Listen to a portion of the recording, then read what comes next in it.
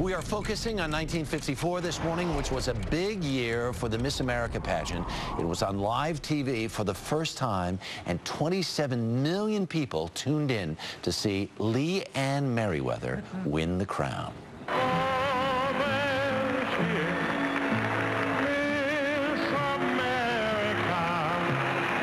Like the Super Bowl and the Academy Awards, the Miss America pageant was a gather friends and family round the TV once-a-year event. What started as a way to attract tourists to Atlantic City in the 1920s became a hugely popular and anticipated spectacle once it began to be televised in 1954 when Lee Merriweather was crowned. In the 1960s, it was repeatedly the highest-rated show on television. Miss America, ladies and gentlemen. Over the decades, changes hit the pageant. Use your brains, not your bodies. Caused by a growing feminist movement, as well as the civil rights movement. Your new Miss America, Debbie Turner. Which led to African-American contestants finally being admitted and crowned. Miss America, the runway is yours. The pageant has also had its share of controversy. I must relinquish my title as Miss America. In 1984, Vanessa Williams had to forfeit her crown when nude photos of her surfaced in a magazine. Miss America has moved from Atlantic City to Las Vegas, from broadcast to cable, but it remains one of the iconic events in American pop culture. And joining us now, Lee Merriweather, Miss America, 1955. Phyllis George, Miss America, 1971. Susan Powell, Miss America, 1981. The current Miss America, Katie STAM, and our own Debbie Turner Bell, Miss America, 1990. Might be letting a cat out of the bag. I don't know how many people knew I was Miss America around here. They know I'm the now. veterinarian. They know now. That's but right. I've got the crown to prove it, baby. This was so interesting, just listening to you all looking at the clips and saying, oh, that was so-and-so, and that was so-and-so, and that was so-and-so. Yeah. For it to be on television first time, there's nothing to compare it to. Right. But when you walk down the street in the days afterwards, what was it like for you?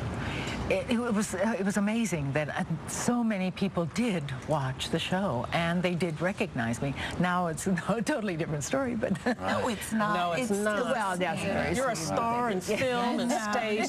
Well, and went to the Today Show, right? Yeah. Went to the Today Show. You worked at the Today Show with Dave Garroway for several years. Yes, right. Some of us actually remember Thank you. Thank you so much. that era, right? Bless your heart. Yeah. Bobby Jones. Yeah. Yeah. And man, you were on the NFL Today here on CBS. We're very proud of you. Yeah.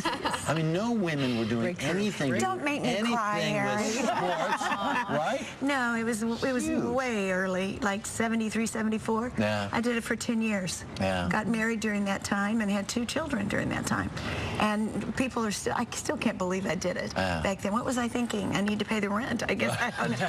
But I did want to get into broadcasting. I was a radio reporter in 1978 and went to the Super Bowl in New Orleans and crawled through a crowd. The one interview that I had to get was with Phyllis George, because this was the biggest deal there was. There's a big documentary coming on the legend of Jimmy the Greek, and we relive all of those years. It's on ESPN next Tuesday. I saw Jimmy the Greek in his hotel room during that Super Bowl, and he had a wad of money this big.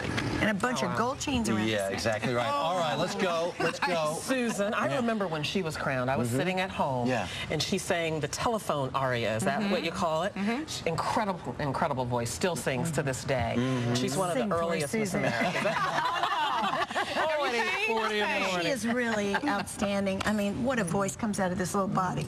Yeah. It really was. That was your era. Really was that era of performance, though. Yes. It really was. One year after another, somebody's playing the piano and someone's singing opera. Well, it had to do a lot with, I think, point system. I mean, at that time, Miss America, 50% was for talent. 50% of the points. Look, there I am. Yeah. And watch, my hair doesn't move. An era of hairspray. Your phone stayed on and mine fell off. Well, I don't know, Phyllis. Perhaps we should talk about that. I know, and I had to carry it. It's a great tradition of which to be a part. Yeah. You know what was neat, Harry, is that each of the ladies here represents not only a different era of the Miss America pageant, but it parallels what women were doing in society at that time. The pageant has grown as women have grown in our society. And so we have all these very articulate, gracious, beautiful women, except for me, I'm just straggling along. Well, I know, but truly representative of how women were viewed in society. Now we have Katie, our contemporary Miss America. Look at, that's you. That's you, Katie. Nobody really knows that Miss America, they see the crown, like we have the crowns here today and everything, but really and truly, we were all talking in the green room about how happy we were to have the scholarship money provided. Debbie became a veterinarian. I majored in vocal music in Oklahoma City, and all these women. We get about $45 million a year in kind. And we were the winners. And there are millions of other stories of girls who don't go on to win, but who go to school because of it. We're the largest source of scholarship for women. And we have talent, a platform, scholarship. We're very different from some of the other Because the platform became a very big deal. Now, do they still do the platform now? They absolutely do. Yeah, and what was yours? Mine is promoting community service and involvement. And I believe Gretchen Carlson, 1989, the year before Debbie, was really the first year. That was the beginning of the platform. Actually, I was the first. My year was the first to have the official. My year was the first year to have the official title, but many Miss Americas, even back to Lee, had causes, had issues that they believed in. So Miss America was never just a pretty face after the 20s. It started off to be a pretty face and a beautiful body. Right. But these were all women with brains in their head and do they still do the talent competition too? We absolutely do, and it's still 35% of your overall score. So it's still, talent is still very important, because that's what separates Miss America from everything else. That and the fact that we are a scholarship program. And Katie, in contemporary age, not only had to compete in the pageant, but she and her fellow contestants had to go through a reality show before. We did. The change of time. There's a reality show. Thank goodness we didn't have to do that. Do you know that in 2011, this program will be 90 years old? 2011, 90 years old. We're so proud of that. Did Bert Parks sing to you? He sang to Sharon K. Ritchie. But I was the first one to have the song sung to me, but it was on Philco Television Playhouse.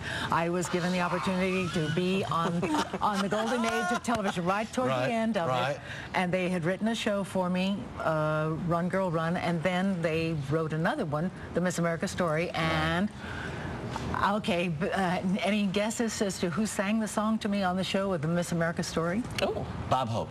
No. He had a strip of gray hair, and he was a singer. Rudy Valley? Johnny Desmond. Johnny Desmond. Whoa. We'll be Googling that all He was the first one to sing There She Is, by Bernie Wayne. Bernie Wayne wrote that for that show, and then they took I tell you, when Bert sang it. I mean, there was nothing like Ron Ely singing it. Tarzan. Ladies. And we had Mario Lopez this year. Did you all know that? They did play a recording of Bert Parks singing There She Is. I got to watch. But come on, Mario Lopez doesn't even have to talk. Ladies, thank you all. Well, we also... We can go on for hours, but please do this. We have a very special presentation because, you know, we're celebrating former Miss America's current. We also have future Miss Debbie with a future Miss America little onesie for your Yes, girl, thank you. She'll wear it. She'll win her own crown. Mommy won't share. Ladies, thank you so much. Lee Merriweather, Susan George. Phyllis. Oh, you're just I'm reading off of the prompter. Phyllis, I know Phyllis. I know Phyllis. Susan Powell and Katie Stan. You will never live that down. Ever. Up next, more from 1954 with Herb Reed and the Platters.